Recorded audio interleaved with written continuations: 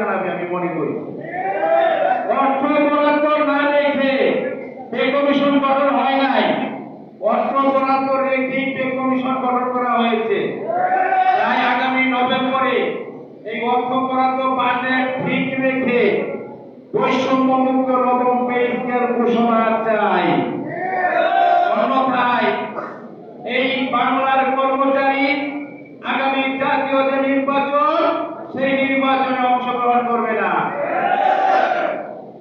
আর দেখেন আমরা এই প্রথম যে জাতীয় পে কমিশন সংগঠন কর্মচারীদের প্রতিনিধিদেরকে নিয়ে আলোচনা করেছে, সেই আলোচনায় আমিও ছিলাম।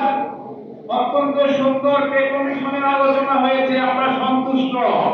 ধন্যবাদ জানাই জাতীয় বেতন কমিশন 2025-কে ধন্যবাদ জানাই।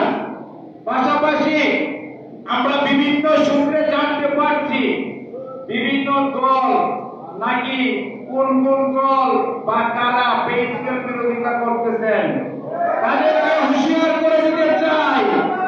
কর্মচারীদের পেটে যদি লাঠি পড়ে কারো জন্য, কোন দলের জন্য আমরা প্রতিজ্ঞা করছি সেই দলগুলি এবং ব্যক্তিদেরকে আমরা ঘৃণা করবো,